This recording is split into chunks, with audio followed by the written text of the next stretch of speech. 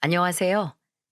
금쪽 같은 아들을 둘이나 키우고 사는 40대 초반 여자입니다.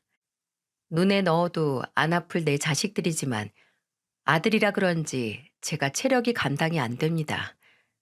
이래서 아들을 키울 때는 아빠 역할이 중요하다는 말이 있나 봐요. 하지만 저는 있으나 마나한 꺼다 놓은 보릿자루 같던 남편과 갈라서고 혼자 아들 둘을 키우고 있답니다. 이 세상에 좋은 아빠, 좋은 남편이 있긴 할까요? 정말 결혼 전에는 하늘의 별도 달도 따줄 것 같던 남편이 결혼하고 나니까 그때 그 사람이 맞나 싶은 생각이 들 정도로 변했습니다. 결혼 전과 같은 거라고는 남편 껍데기 정도고 알맹이는 완전히 다른 사람인 거예요. 얼마 전 뉴스를 보니 이혼율이 갈수록 늘어난다고 하던데 제가 거기에 일조한 사람 중 한 명이라니 기가 막힐 노릇이죠. 그래서 저는 파란만장했던 제 이혼 스토리를 마지막 한 풀이라도 하듯 풀어보려고 합니다. 아마 대부분의 여자들이 이혼하고 혼자서 자식들 어떻게 키우나 걱정이 앞설 거라고 생각해요. 이런 고민은 저도 이혼 전 똑같이 해본 고민이라 저도 공감이 됩니다. 게다가 저는 아들이 둘씩이나 있으니 얼마나 머리 터지게 고민을 했겠습니까?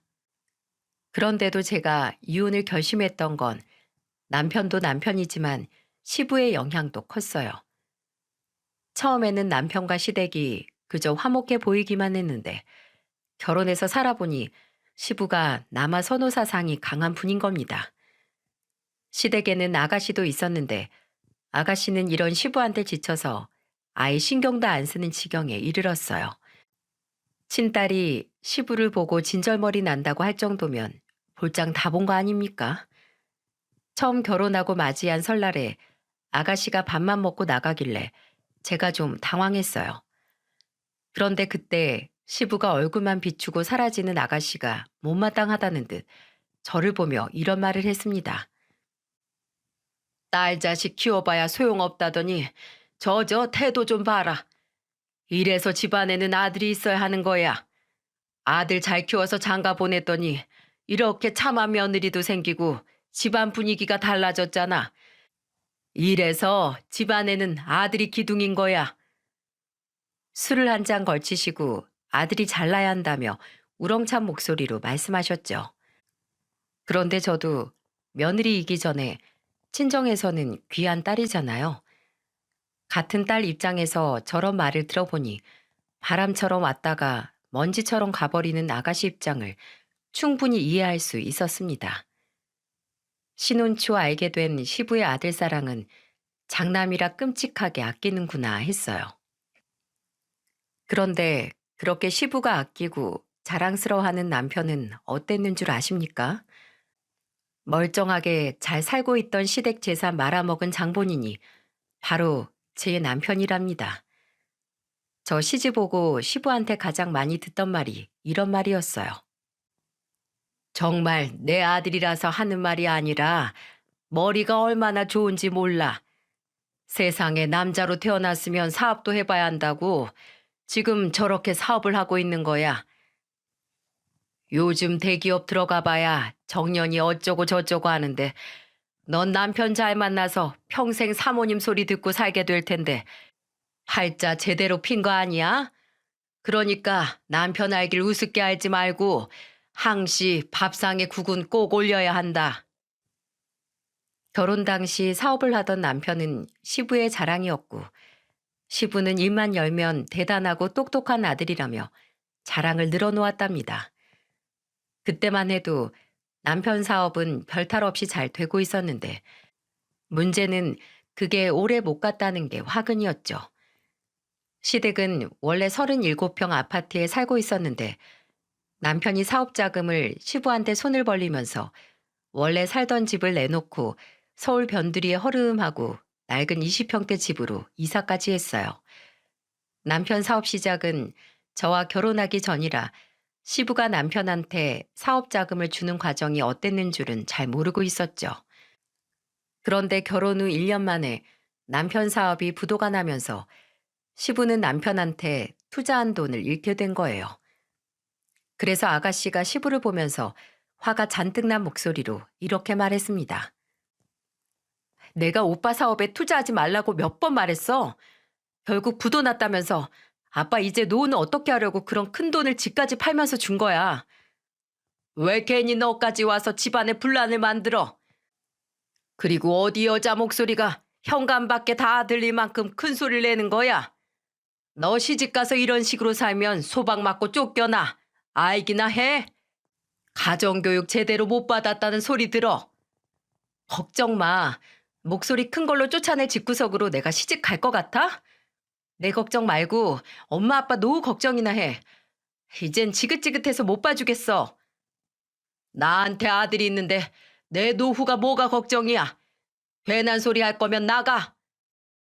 저는 정신없는 와중에 시댁에서 악을 쓰며 시부와 싸우고 있는 아가씨 말을 듣고 남편 사업에 숨겨진 내막을 알게 된 거예요. 그리고는 시부는 마치 자신의 노후를 남편이 책임이라도 질 것처럼 말을 하는 겁니다. 그랬더니 그때 남편이 아가씨와 시부 말다툼을 말리더니 아가씨를 보면서 한숨을 쉬며 이런 말을 했어요. 아직 오지도 않은 노후를 걱정해. 너도 그만하고 안 그래도 속 시끄러운데 분란 만들지 말고 집으로 가. 아빠 잘 봐도 아빠가 그렇게 아끼는 큰아들이 노후 얘기 나오니까 말 돌리는 거. 나는 있으나 마나한 딸이니까 신경 꺼야겠네. 아가씨는 남편의 말에 귀가 막히다는 표정을 하고는 나가버렸습니다.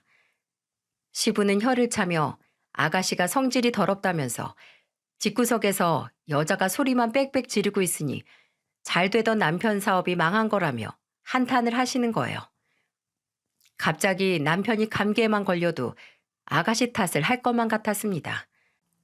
하지만 시부의 불똥은 아가씨가 아닌 다른 쪽으로 떨어졌어요. 결혼할 때만 해도 잘 되던 사업이 제가 첫째를 낳고 몇 개월 뒤 망한 게 이상하다며 괜히 제 아들 탓을 하는 게 아니겠습니까? 그러면서 한 번은 이제 막 돌진한 아들을 보고 제게 심각한 목소리로 이런 말을 하셨어요. 큰 손자 생년월일이랑 태어난 시 좀 가져와 봐. 아침에 태어나긴 했는데 태어난 시기가 왜 필요하신데요? 아무리 생각해도 이상해서 그래. 손자라고 마냥 이뻐할 수만 있어? 자식이랑 부모 사이에도 궁합이라는 게 있다는데 제가 태어나고 네 남편 사업 망하고 되는 일이 없잖아. 저는 시부의 말을 듣고 정말 어처구니가 없었어요. 그럼 남편 사업 망한 게 제 아들과 남편 사이에 궁합이 안 맞아서 생긴 일이라고 생각하는 거밖에 더 됩니까? 이제 막 돌진한 아들이 무슨 재주로 남편 사업을 망하게 하나요? 어이가 없어서 시부를 보면서 황당한 목소리로 말했습니다. 이제 돌진한 애 사주를 봐서 뭐 하시려고요? 그렇게 사주 보고 부모 자식 간에 궁합 안 맞다고 그런 말 들으시면 뭐 하려고 그러시는데요? 부적이라도 받아와야 될 거 아니야. 내가 알아보기로는 내 아들은 돈줄을 쥐고 태어났다는데 이상하잖아. 넌 갑자기 네 남편 사업 망한 게 이상하지도 않아? 왜 그렇게 넌 강 건너 불구경이야? 사업이 어떻게 잘 되기만 해요. 그리고 안정적으로 오래 할 수 있는 일이 세상에 어디 있겠어요. 남편 실수로 벌어진 일인데 괜히 다른 가족 탓하지 마세요. 사람은 누구나 다 실수하고 살아요. 그러니까 억지로 죄인 찾아내듯이 그러지 좀 마세요. 너무 답답한 마음에 시부한테 하소연하듯 속마음을 다 털어놨어요. 솔직히 일은 남편이 하고 있었는데 다른 가족들이 갑자기 남편 사업을 어떻게 말하게 합니까? 물론 자식 일이 잘못됐으니까 시부도 부모된 마음으로 충분히 속상할 거라고 생각은 하죠. 하지만 안타깝다고 남 탓하면서 남편만 감싸고 돌면 집안에 분란만 생기지 망한 사업이 갑자기 살아나는 것도 아닌데 시부가 적당히 좀 하길 바랬어요. 제가 이렇게 선을 그으면서 말하자 시부는 제가 내조를 못한다면서 뭐라 했지만 한 귀로 듣고 흘렸습니다. 그 모습을 딱 보니까 시부는 멍청한 자기 아들을 욕할 수 없으니 욕할 만한 다른 사람을 찾으려고 했던 거예요. 저런 걸 두고 삐뚤어진 부성애라고 하나 싶어서 그냥 듣고 흘려버렸죠. 그렇게 남편은 사업을 정리하고 아는 형을 따라 중고차 딜러 일을 하기 시작했습니다. 처음에는 배울 게 많다면서 참 바쁘게 살았어요. 남편이 새로운 일을 시작하니까 가장 기뻐한 건 제가 아니라 시부였죠. 재산 다 까먹은 아들이라도 시부한테는 남편이 최고구나 싶은 생각이 들 만큼 시부는 누구보다 남편의 새로운 일을 지지해줬습니다. 워낙 성격이 낯을 가리지 않고 시원시원했던 남편은 금세 일을 배웠어요. 남편과 저는 새로운 시작을 다짐하면서 서로 큰 힘이 되어주고 있었죠. 그렇게 큰아들을 키우면서 둘째 아들까지 낳으면서 남편도 이제는 당당하게 명함을 내밀 수 있는 딜러로 자리를 잡고 있었습니다. 천만 다행이다 싶은 그때가 큰아들 6살, 작은아들 4살 때였어요. 사업 망하고 생겼던 빚을 갚으면서 남편은 성실하게 일하고 있었습니다. 저도 애들이 좀 크니까 회사를 다니기도 수월했고 한 푼 두 푼 아끼면서 알뜰하게 살고 있었죠. 하지만 시간이 지날수록 남편의 태도가 이상해지기 시작했습니다. 딜러 일을 시작한 지도 어느덧 5년 차가 됐을 때쯤 남편은 저를 보면서 이런 말을 했어요. 장인어른은 차 필요 없으셔? 원래 시골 살면 대중교통 없어서 다들 차 필요하다고 하던데 장인어른 차 필요하지 않냐고 한번 물어봐. 우리 집에 트럭 있잖아. 그거 타고 다니시던데? 왜? 당신이 차라도 하나 뽑아드리려고? 내가 그럴 돈이 어딨어. 차 사실 거면 날 통해서 사라는 말이지. 남들은 처가댁에서 이 사람 저 사람 소개시켜 주느라 바쁘다던데 장인어른은 주변에 차 산다는 사람도 없대? 시골에서 농사 지으시는데 차 필요한 사람이 뭐 얼마나 있겠어. 에휴, 내 팔자야. 기댈 처가댁이 있는 것도 아닌데 장인어른 필요 없어도 그냥 한 대 좀 뽑아주시지. 정말 너무하신다. 요즘 일 안 풀려서 죽겠구만. 남편은 요새 일이 잘 안 된다면서 괜히 친정아빠 얘기를 꺼냈어요. 친정이 경상북도 구미에서 농사를 짓고 있었는데 남편은 은근히 농사 짓는 저희 집안을 무시하기 시작했죠.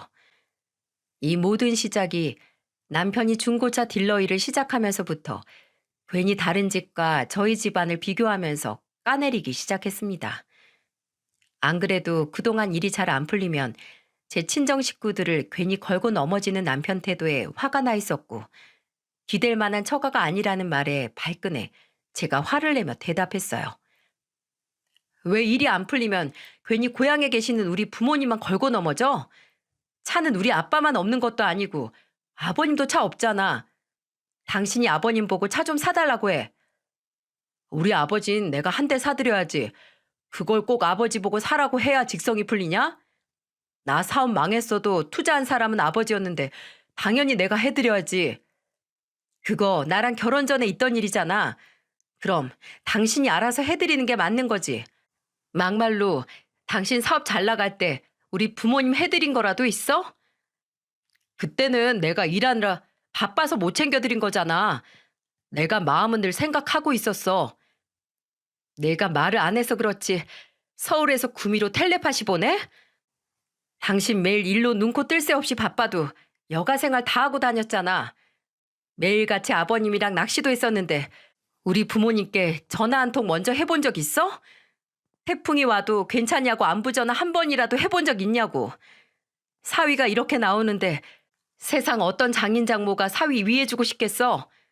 우리 부모님한테 손 벌리기 전에 그동안 당신이 어떻게 했나 양심이 있으면 생각이라는 걸 좀 해봐.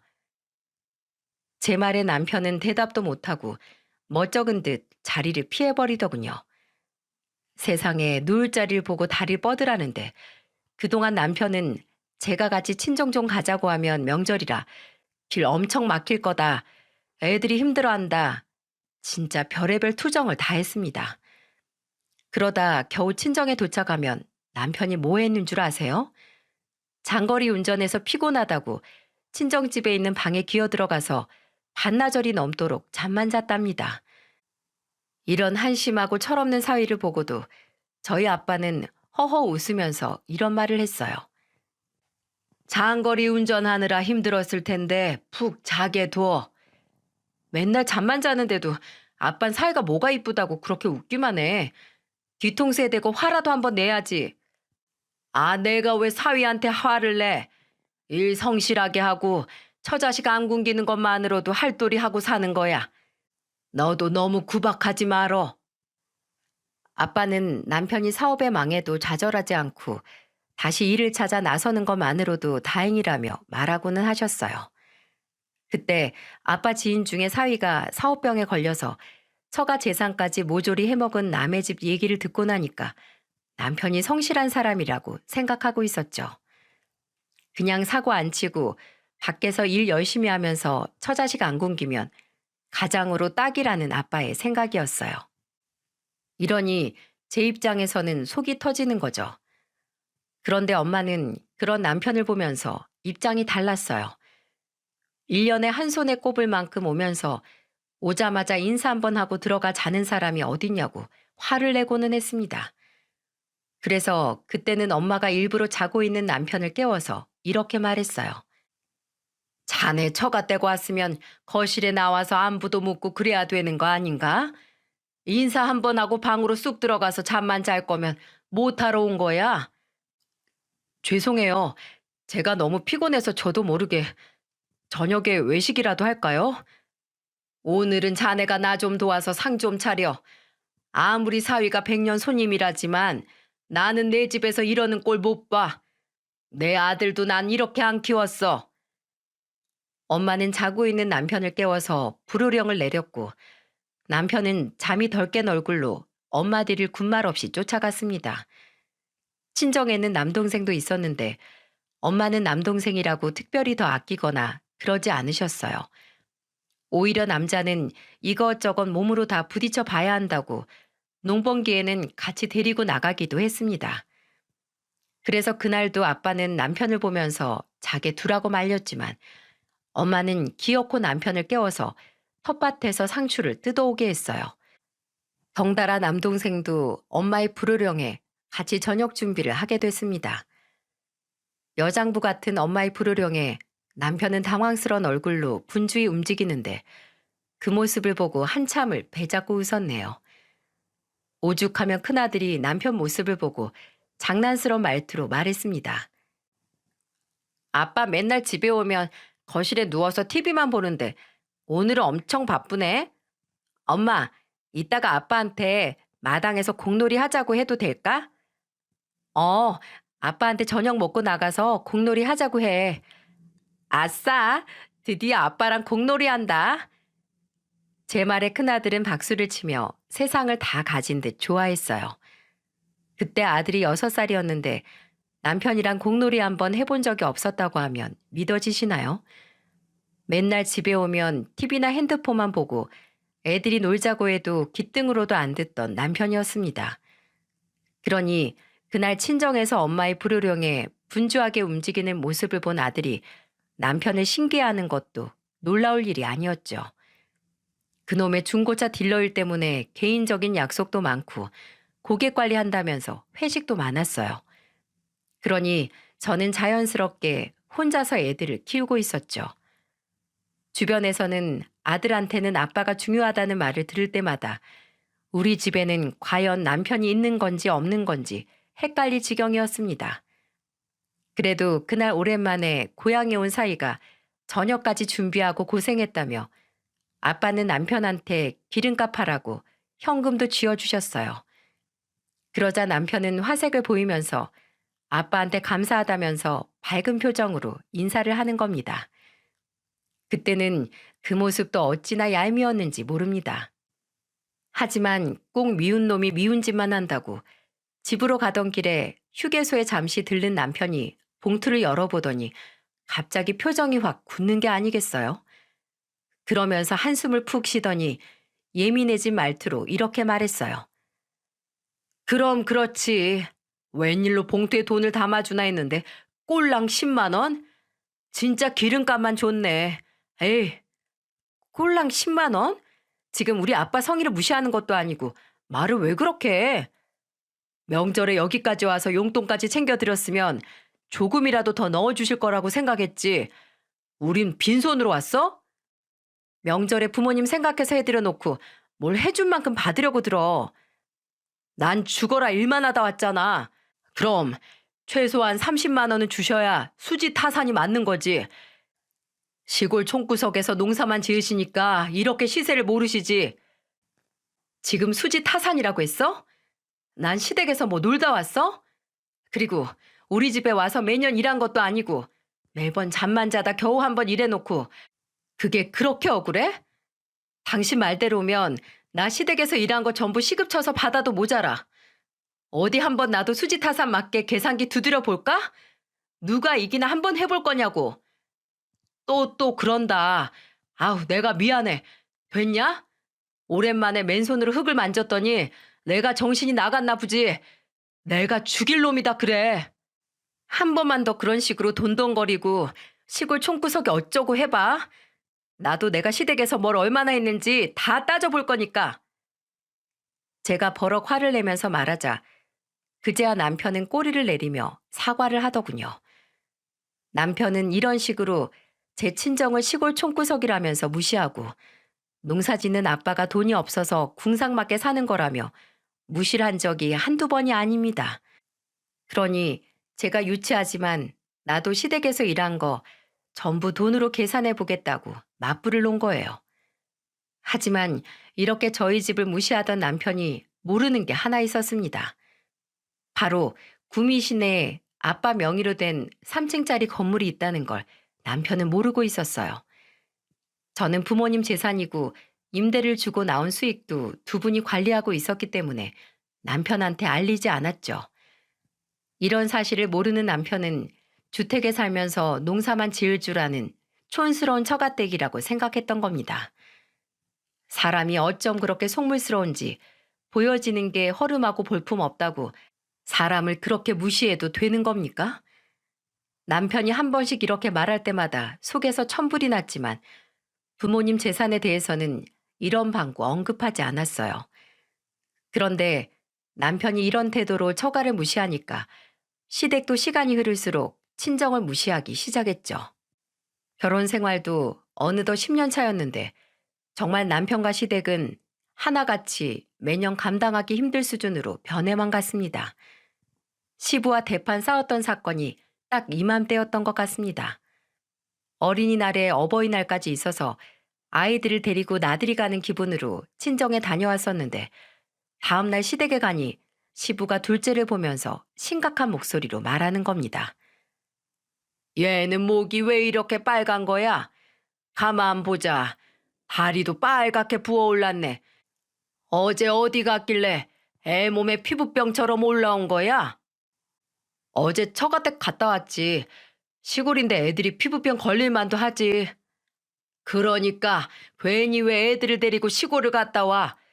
위생에도 안 좋고 지저분한 곳을 가니까 애들이 피부가 난리가 나잖아.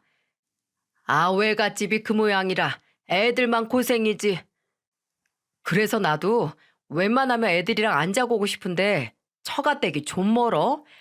진짜 어쩔 수 없이 자고 오는 거야. 남편과 시부의 대화를 듣다가 정말 어이가 없었어요. 둘째 아들이 아토피가 있었는데 이맘때가 되면 한 번씩 가렵다면서 긁는 바람에 빨갛게 올라올 때가 있었죠. 그런데 이런 둘째의 몸 상태를 알 리가 없던 남편이 시부를 보면서 괜히 시골에 다녀왔다면서 말을 하니까 저는 미치고 팔짝 뛸 노릇이었습니다. 저는 주방에서 두 사람의 대화를 듣다가 거실에 있는 가방에서 아토피 크림을 꺼내 보이며 시부를 보고 말했어요. 둘째가 아토피가 있어서 이맘때면 피부를 긁어서 일어난 거예요. 애는 같이 낳았는데 바쁘다고 저 혼자만 애들 키우고 살아서 그런지 남편은 자기 아들이 아토피가 있는지도 몰라요. 시골이 위생이 안 좋고 지저분한 곳이라고요? 환경을 탓하려면 머리 나쁜 남편이 문제긴 해요. 자기 아들이 아토피 때문에 뭘 못 먹는지도 모르는데 아무거나 먹여서 이러다 애들 잡겠어요. 뭐야? 너 지금 내 앞에서 내 아들 머리 나쁘다는 말을 하는 거냐? 어디서 하늘 같은 남편 흉을 시부모한테 하고 앉아 있어? 신도 아니고 하늘 같은 남편이 어딨어요? 하늘은 눈에 보이기라도 하지. 전 요즘 남편 없이 혼자 애 키우고 있는 것 같아요. 맨날 돈 없다고 그렇게 죽어라 일만 하는데 지금도 돈이 없대요. 오죽하면 애들이 집에서 저녁 먹는 아빠를 보고 신기하겠어요. 가장이 밖에서 사회생활 하다 보면 늦게 들어오기도 하고 그러는 거지. 너 지금 그게 불만이라는 거냐? 여자가 집안일 하는 게 당연하지. 뭐가 억울해서 이렇게 시애비 앞에서 큰 소리를 쳐? 아니죠. 같이 사는데 집안일에 여자 남자가 어딨어요? 그리고 외가댁이 그 모양이란 말 사과하세요. 솔직히 이 집도 대단한 궁궐도 아니고 해도 잘 안 들어서 구석구석 곰팡이 쓸어 있는 곳도 있는데 멀쩡한 남의 집 무시할 만큼은 아니잖아요. 뭐야? 난 절대 사과 못한다. 네가 나한테 사과해. 어디 감히 시아버지한테 말대답이야. 저는 그날 시부와 단판이라도 지을 태세로 사과를 받아내려고 했습니다. 성실하게 피땀 흘려서 잘 살고 있는 저희 부모님을 보고 그 모양이라고 하는데 제가 참을 수 있겠습니까? 그런데 그때 시모가 주방에서 참다 못해 나와 시부를 보며 한마디 했어요. 당신 아들 이혼당하는 거 보고 싶어서 이러고 있어? 왜 괜히 사돈댁을 걸고 넘어져? 나라도 친정부모 욕보이게 하면 가만 못 있겠네. 얼른 며느리한테 사과해. 시아버지가 아니라 나라님이 온다 해도 이 상황에서 말대답 안 나오고 백이겠어? 당장 사과해. 시모는 시부를 보면서 호통을 쳤고 저는 시부한테 사과를 받을 수 있었습니다. 시부는 기어 들어가는 목소리로 손자가 아파 보여서 자기도 모르게 말이 헛나왔다며 사과를 했어요. 엎드려 절받기 같은 사과였지만 그래도 마음 한켠이 조금은 풀렸습니다. 그리고 시모는 저를 따로 불러서 절 위로하며 다독여 주셨어요. 사실 시댁은 시부랑 부딪히지만 않으면 크게 분란 없이 잘 지낼 수 있었는데 늘 시부가 문제였죠. 솔직히 시부는 자기 딸한테도 그렇게 모질게 하는데 며느리한테라고 살갑게 대해주겠습니까?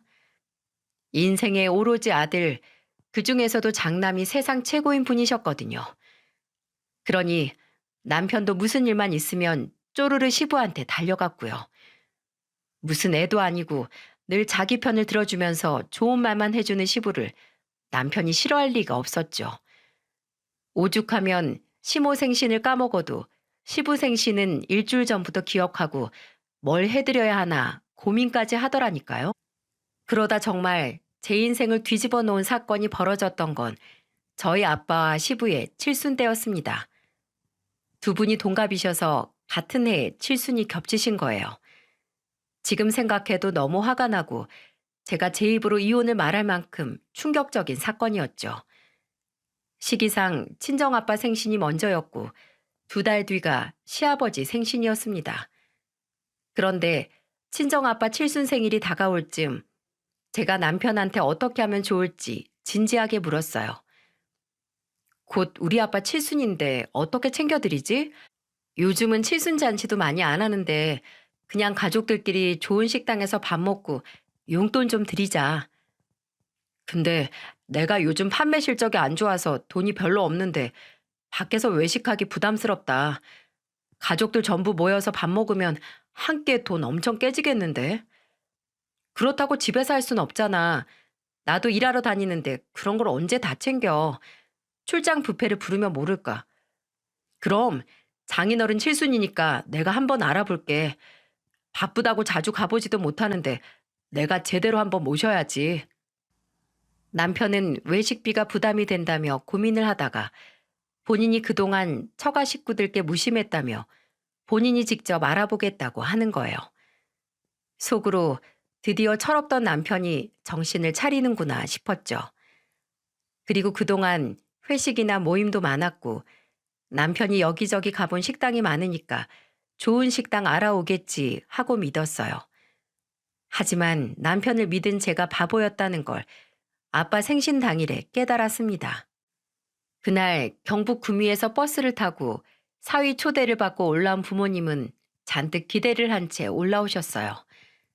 저도 부모님께 사위가 장인어른 칠순이라 신경 많이 쓴 것 같다며 잔뜩 기대하고 있었죠.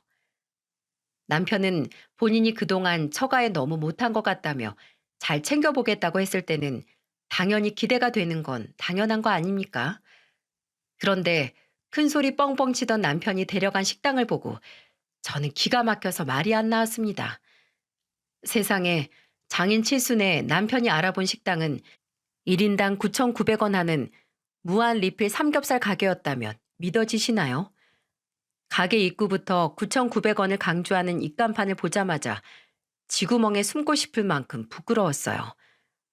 경북 구미에서 올라오신 부모님께 이런 대접을 하겠다고 부른 건 아니었는데 정말 뒤통수가 얼얼했죠.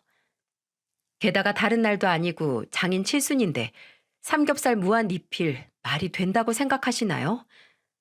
부모님도 예상치 못한 장소에 당황한 기색이 역력했고 그 자리에서 아들 둘만 신이 나서 뛰고 있었습니다. 남편은 제 속도 모르고 친정아빠를 보며 자랑스러운 목소리로 말했어요. 장인어른, 배부르게 드시라고 제가 심사숙고해서 고른 식당이에요. 힘들게 농사 짓느라 기력 많이 떨어지실 텐데 오늘 마음껏 많이 드세요. 김서방이 내 취향을 좀 아네. 나는 많이 먹을 수 있으면 다 좋아. 배고픈데 얼른 가서 먹자. 애들도 너무 좋아하네. 아빠는 그래도 사이가 신경 써서 칠순이라고 이렇게 챙겨주니 고맙다며 식당으로 들어가셨어요. 엄마도 그런 아빠를 보며 한숨을 쉬고 같이 식당으로 들어가셨죠. 저는 남편한테 화를 내고 싶었지만 부모님도 계시고 이미 애들은 고기 먹는다고 신나 있어서 제가 분위기를 망칠 수 없었습니다. 식당 안으로 가보니 그 안에는 더 난리도 아니었어요. 남편이 예약했다는 자리로 가서 앉았는데 저희 테이블 옆에는 셀프로 반찬을 담아갈 수 있는 반찬통이 있었습니다. 사람들이 계속해서 왔다 갔다 했고 정말 정신이 하나도 없었어요. 게다가 무한리필 가게 저녁 시간이라 술 한 잔씩 하면서 고성방가를 지르는 사람도 많았고요. 그야말로 개판 5분 전 같은 상황에서 부모님을 모시고 밥을 먹게 된 거예요. 그것도 친정아빠 칠순의 말입니다. 너무 어처구니가 없어서 저는 먹는 둥 마는 둥 하고 있었고 아빠는 제 앞에 잘 익은 고기를 놔주며 말하셨어요. 우리 딸, 얼른 고기 좀 먹어. 김서방은 이런 맛집을 어떻게 알았을까? 고기가 육질이 살아있네. 빨리 안 먹으면 식당에 있는 삼겹살 우리 손자들이 전부 다 먹어치우겠어. 그런 아빠의 모습을 보는데 제가 가슴이 미어졌습니다. 애초에 남편한테 맡겨놓고 잘 고를 거라 생각했던 제 탓이다 하고 저를 탓했어요. 그때 눈치 없는 남편이 아빠 말을 듣고는 한마디 거들면서 말을 이어갔습니다. 장인어른 옆에 보시면 셀프로 상추도 편하게 가져다 드실 수 있어요. 제가 처가에서 텃밭 상추를 직접 따서 바로 먹는 거랑 옆에 이렇게 직접 가져다 먹을 수 있는 통이 있어서 편하게 손만 뻗으며 먹을 수 있는 상추통이 있는 거 같은 겁니다. 남편은 말도 안 되는 소리를 하고 입이 찢어져라 웃는데 정말 저놈의 입을 확 꼬매버릴 수도 없고 정말 화가 나더라고요. 그렇게 밥이 코로 가는지 입으로 가는지도 모르는 저녁을 먹어야만 했습니다. 자식으로서 정말 면목도 없고 죄송스러운데 아버지는 계속 괜찮다는 말만 하시니까 제가 더 미안한 마음이 쓰였죠. 그런데 밥을 다 먹고 남편이 친정아빠한테 용돈을 드리는 걸 보고 마지막 희망으로 용돈이라도 잘 드렸길 빌었습니다. 아빠는 사위 덕분에 호강한다면서 즐거워하셨고 저는 정말 용돈이라도 많이 담았길 바랬어요. 그날 부모님께 주무시고 가라고 말했지만 엄마는 내 집이 편하다면서 막차를 타고 아빠와 같이 내려갔습니다. 화를 꾹꾹 억누르고 있는데 엄마한테 한 통의 문자를 받고 참고 있던 뚜껑이 열렸어요. 엄마한테서 도착한 문자는 이런 내용이었습니다. 김서방이 네 아빠 칠순이라고 30만 원 담았더라. 너희들 바쁜데 온 것 같아서 아빠가 미안하다고 전해달래. 제대로 열이 올라서 잔뜩 화가 난 저는 그날 집에서 남편과 대판 싸웠어요. 남편은 뭐가 문제냐며 아무렇지도 않게 말하는데 그 꼴을 보고 저는 화가 나서 소리쳤습니다. 우리 아빠 생신에 무한리필 삼겹살이 말이 된다고 생각해? 입장 바꿔서 생각해봐. 내가 이렇게 했어도 당신 괜찮다고 했을 거야? 뭐가 문제야? 잘 드시고 가셨으면 됐잖아. 식사 대접하고 용돈 드렸으면 사위로 할 만큼 했지. 대체 뭘 더 바라는 건데? 뭘 한 게 있어야 내가 납득을 하지. 그리고 용돈 30만 원은 뭔데? 100만 원 드리려니까 손 떨려서 돈 세담한 거야? 왜 그렇게 우리 집에는 무심하게 굴어? 당신 장인 장모잖아. 나 요즘 발에 땀나도록 뛰어다니는데 실적 안 좋다고 맨날 깨져. 내가 회사원도 아니고 따박따박 월급이 고정으로 들어오는 것도 아닌데 하필 이렇게 어려울 때 장인어른 칠순이라 나도 답답했다고. 그럼 나한테 말을 했어야지. 나랑 상의를 했으면 차라리 집으로 모셨겠지. 나도 내 힘으로 해드리고 싶었어. 내가 아무리 능력이 없어도 집에서 모시고 싶었겠어? 당신이라도 나 좀 이해해 줄 수 없어? 우리 부부면서 당신이 제일 날 몰라주는 것 같아. 어떤 날은 나도 서운해. 남편은 요즘 실적 부진으로 어려운 상황이었는데 혼자 힘으로 장인 칠순을 챙겨주고 싶어 최선을 다했다며 울먹이기까지 했어요. 또 답답해하는 얼굴로 자책을 하면서 말하는 걸 보니까 남편은 남편대로 속이 까맣게 타들어갔을 수도 있겠다 싶었죠. 그래서 저는 울먹이면서까지 억울해하는 남편을 이해해보려 했어요. 저도 평범한 회사원이라 제가 버는 돈은 한창 크고 있는 두 아들한테 거의 다 들어가고 있었고 남편이 버는 돈이 생활비로 쓰이고 있었죠. 이런 형편 뻔히 아는데 제가 대단한 호텔 식사를 바란 것도 아니고 그래도 무한 리필은 진짜 너무했다 싶었던 거예요. 그래서 그날 저녁 엄마한테 전화를 드리고 남편이 착각한 것 같다면서 50만 원을 더 보내드렸습니다. 엄마는 삼겹살 무한 리필 가게라 당황하긴 했는데 아빠가 불만 없었으니 됐다고 너무 마음 쓰지 말라며 한숨을 쉬셨어요. 솔직히 할 말은 많아 보이셨지만 제가 남편과 싸울까봐 말을 아끼시는 것 같았죠. 그러다 2달 뒤 시부의 칠순이 다가왔고 남편은 저한테 또 한 번 자기가 다 알아서 한다고 신신당부를 했습니다. 저는 남편이 뭘 준비할지 몰라도 그쯤에도 돈 없다는 말을 줄곧 해와서 또 무한 리필을 하겠구나 싶었어요.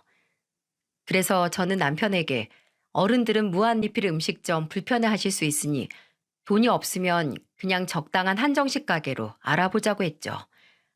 그랬더니 본인만 믿으라고 걱정 말라고 또 설레발을 치며 말하는 거예요. 반신반의하면서 맡겼는데 시부 칠순 생일 당일 저는 제가 제대로 온 게 맞나 싶어서 제 눈을 비볐습니다. 저는 서울에 그렇게 고급스러운 식당이 있는지 처음 알았어요. 주차장도 너무 잘 되어 있고 식당은 주변 풍경도 너무 예쁜 겁니다. 시모와 시부는 차에서 내리면서 식당 주변에 산책해도 좋겠다면서 감탄까지 했어요. 순간 저희 부모님 모시고 식당에 갔던 일이 떠올랐습니다. 자연스레 비교가 될 수밖에 없지 않겠습니까? 친정아빠 칠순생신 때 갔던 무한 리필 가게는 주차도 힘들어서 가게 주변을 돌다가 가게랑 좀 떨어진 곳에 주차를 하고 식당까지 조금 걸어갔거든요. 그러니 풍경을 보고 감탄하는 시부모를 보자 그때랑 너무 비교되는 상황에 헛웃음까지 났습니다. 식당 이름을 검색해보니 1인당 10만 원씩 하는 한우만 취급하는 최고급 한정식 식당이었어요. 돈 없다더니 시부 칠순이 되자 로또라도 된 사람 같았죠.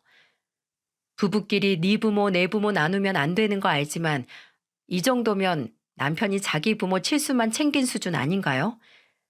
기세등등하게 시부모와 같이 식당으로 들어가는데 뒤통수를 한 대 치고 싶을 정도로 남편이 얄미웠죠. 그래서 어디 드러나 가보자 싶어서 일단 들어갔더니 식당 내부는 조용하고 한적한 데다가 음식도 정갈하게 잘 나왔어요. 일단 앉았는데 생각할수록 지난 아빠 생신이 떠올라서 속에서 화가 나는 겁니다. 근데 남편이 시부를 보며 이렇게 말하는 거예요. 아버지 칠순이라 제가 신경 좀 썼어요. 마음에 드세요? 야, 난 서울에 이런 식당이 있는 줄도 몰랐어. 근데 여기 비싼 거 아니냐? 괜찮아요. 제가 이 정도 돈도 없겠어요. 그냥 오늘 맛있게 드셔주기만 하세요. 남편이 기세등등한 목소리로 시부한테 말을 하는데 어처구니가 없다는 게 이런 기분이구나 했습니다. 그렇게 밥을 먹는데 정갈하게 차려진 음식을 보자 자꾸 친정아빠 칠순때가 떠올라 속에서 화가 끓어올랐죠. 그런데 밥을 먹다가 시부가 남편을 보면서 궁금한 듯 이런 질문을 했습니다. 여기 네 장인어른이랑도 왔었어? 그 양반도 나랑 동갑이니까 비슷할 텐데. 그때는 삼겹살 먹었어요. 이런 식당도 와본 사람이 오는 거지. 시골에 사는 분들은 오히려 이런 곳 오면 부담스러워해요. 그것도 그런가? 하긴 좋은 것도 먹어본 사람이나 먹는 거야. 완전히 저희 부모님을 까내리는 남편과 시부의 말에 저는 참았던 인내심이 폭발했습니다. 저는 자리에서 벌떡 일어나 옆에 있던 냉국을 남편 얼굴에 들이부었어요.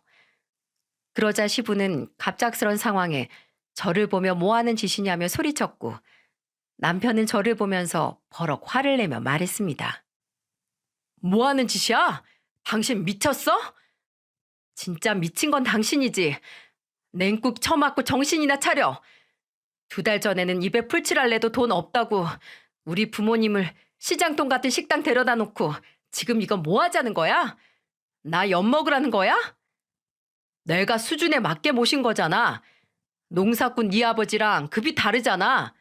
우리 아버지 회사 다니시다 정년 퇴직한 분인데 어딜 갖다 붙여? 아이고, 회사 다니게 뭐 훈장이라도 되냐? 그래서 남은 게 뭔데? 너처럼 나사 빠진 아들 하나 키운 거? 누가 들으면 네 상태 보고 지나가다 비웃어. 너 같은 아들이라고 키워놓고 밥 얻어먹고 산다고. 세상에 처가댁은 그렇게 무시하고 자기 부모만 챙기는 거 보니까 넌 싹이 글렀어. 야, 이혼해. 애들이 널 보고 뭘 배우겠어? 뭐? 없이 사는 처가댁 배려한다고 수준 맞게 모셨더니 교양 없이 나오는 것 좀 봐. 이래서 잃을 거 없는 집구석은 상대하는 게 아닌데. 잃을 게 왜 없어? 네가 그렇게 아끼는 아빠는 깔고 앉아있는 저 허름한 20평 아파트가 전부잖아. 우리 부모님 3층짜리 건물에서 나오는 임대 수익이 얼만데. 사람 잘못 봐도 한참 잘못 봤어. 건물? 무슨 건물? 그런 말 없었잖아. 너 같으면 날라리 사위한테 재산 있다고 떠벌리고 싶겠어? 헛꿈 꾸지 말고 이혼해. 너 같은 거 없어도 우리 애들 내가 책임지고 잘 키울 수 있으니까. 남편은 그제 알게 된 저희 부모님 재산에 어안이 벙벙한 표정이었어요. 그리고 저는 시부를 보며 말했습니다. 그렇게 아끼시는 아들 이 자리에서 반품할게요. 아버님 칠순 선물로 아들 다시 드리는 거니까 서운해 말고 받으세요. 저는 다시 돌려받을 생각 없고 평생 집에서 아들 하나만 보고 사시던지 마음대로 하세요. 뭐야? 너 지금 이게 무슨 되먹지 못한 짓이야? 먼저 이렇게 만든 건 아저씨 아들이에요. 그리고 방금 우리 부모님 건물 있다고 하니까 아저씨 아들 눈빛 달라지는 거 보셨어요? 분발하세요. 돈 없으면 1인당 9,900원 하는 무한리필 가게에서 삼겹살 드시는 거 한순간이니까요. 제가 드리는 선물 잘 받으시고 인생 업보다 생각하고 사람 만드세요. 저는 시부한테 아들을 반품한다 소리치고 아들 둘을 데리고 나와버렸어요. 시모도 갑자기 벌어진 상황에 황당한 표정이었죠. 고급 한정식 집에서 남편 얼굴에 냉국 끼얹은 미친 여자 같았겠지만 주변 시선 하나도 신경 쓰이지 않았네요. 그때 그렇게 안 했으면 저 사연 쓰면서도 손을 부들부들 떨었을 겁니다. 제가 그렇게 식당을 빠져나오자 시부는 제게 계속해서 전화를 했고 저는 아예 차단해버렸어요. 그리고 뒤이어 남편 전화가 걸려왔고 저는 남편 전화를 받아서 이렇게 말했어요. 서류 준비할 테니까 넌 도장이나 찍어. 너 혼자서 애들 키울 수 있어? 뭐가 잘나서 그렇게 당당해? 냉국 맞고 아직도 정신 못 차렸구나. 애들한테는 네가 더 안 좋은 사람이야. 그리고 언제 네가 애들 생각하기나 했어? 너는 아직도 애야, 애. 다시 니네 아빠한테 가서 더 키워달라고 울고불고 매달려. 저는 남편 전화를 끊어버렸고 집에 도착하자마자 남편 짐도 전부 집 밖으로 던져버렸어요. 뒤늦게 도착한 남편이 문 열어달라며 소리쳤지만 아랑곳도 안 했습니다. 그리고 저는 다음날 변호사를 통해 이혼 소송을 시작했고 남편과 양육권을 두고 싸우다 마지막에 남편이 양육권을 포기하면서 아이들은 제가 키우게 됐습니다. 나중에 제 이혼 소식을 듣고 아가씨한테 연락이 왔는데 글쎄 시부가 아들 세장가 가야 한다며 애들 전부 데려오지 말라고 했다는 거예요. 집안에 대를 이을 손자들이라고 그렇게 아끼더니 이게 무슨 막말입니까? 차라리 잘 됐다 싶어 양육비나 꼬박꼬박 보내라고 했습니다. 저렇게 돈만 하는 집에서 커봐야 애들한테 좋을 게 하나도 없을 거라고 생각했죠. 그런데 문제는 이혼 후부터 터지기 시작했네요. 남편이 사기를 쳐서 계약한 중고차들이 대량으로 소송이 걸린 거예요. 예를 들면 침수차인데 무사고차라고 속여서 팔았던 건 기본이고 4천만 원에 팔아야 될 차를 7천만 원에 팔아서 구매자들이 집단 소송에 나선 겁니다. 요즘 소비자들이 얼마나 똑똑한데 저런 짓을 벌이나 진짜 생각이 없는 사람 아닌가요? 또 시부가 남편 사고 친 거 막아주다 그나마 살던 집도 팔아야 할 것 같으니까 남편이 시모 전화로 저한테 울면서 전화를 했더라고요. 여보, 내가 너무 지금 급해서 전화할 곳이 당신밖에 없네. 누가 네 여보야? 이혼했으면 호칭 똑바로 해, 이 아저씨야. 나 소송 걸려서 양육비 보낼 돈도 없어. 소송 마무리되면 내가 진짜 돈 다 갚을 테니까 도와줄 수 없을까? 여자 혼자 남자애 둘 키우는 게 얼마나 빠듯한데 양육비를 못 보내? 막노동을 해서라도 보내. 처가에 건물 있다며. 그럼 그 돈이라도 좀 어쩔 수 없나? 그 돈이 내 돈이야? 우리 부모님 돈이야. 어딜 침을 흘려? 너 같은 놈 도와줄 돈 없으니까 네 아빠한테 가서 달라고 해. 여보, 여보. 저는 그렇게 시댁 식구들 번호를 전부 차단했고 지금은 아가씨와만 연락하고 지냅니다. 아가씨도 간간히 들려주는 소식 보니 남편은 소송 때문에 그나마 있던 돈도 전부 다 날리고 아주 빈털터리더라고요. 그리고는 뭘 잘했다고 시댁에서 술만 마시는 아들 보면서 시부가 속 터져 한다는 말을 들으니까 제 속은 아주 뻥 뚫렸답니다. 한동안 양육비도 못 받아서 곧 저도 남편한테 소송을 할 예정이에요. 옛말에 돈 모아줄 생각 말고 자식 글 가르쳐라 하는 말이 있지 않습니까? 자식한테 사람보다 글보다 돈에 대한 가치만 주입하면 이런 파국을 맞이하는 것 같아요. 세상에 돈을 더 많이 가지고 있다고 해서 더 훌륭한 사람도 아니고 돈이 좀 없다고 해서 모자란 사람인 건 아닙니다. 저는 제 아들 둘이 그렇게 클까봐 항상 사람에 대한 예의와 배려를 먼저 가르치고 있어요. 세상에 돈만 있으면 된다는 물질 만능주의 같은 사상을 갖지 않도록 정말 신경 많이 쓰고 있죠. 남편은 한동안 저한테 돈 좀 빌려달라며 회사까지 찾아왔고 싸대기 한 대 맞고 나서야 근처에 얼씬도 않고 있습니다. 저 이 정도면 제 인생의 혹 같은 사람 잘 떼어낸 거죠? 지금은 아이들과 구미로 내려와서 친정 부모님과 함께 살고 있어요. 아무래도 자연에서 크니까 아토피로 고생하던 둘째는 피부도 좋아졌고 뛰어놀기 좋아서 그런지 첫째도 너무 좋아합니다. 특히 부모님은 손자들 자주 본다고 더 좋아하시고요. 이제는 여기서 제2의 인생 아이들과 잘 살아보려고 합니다. 부족한 엄마지만 저 많이 응원 부탁드립니다.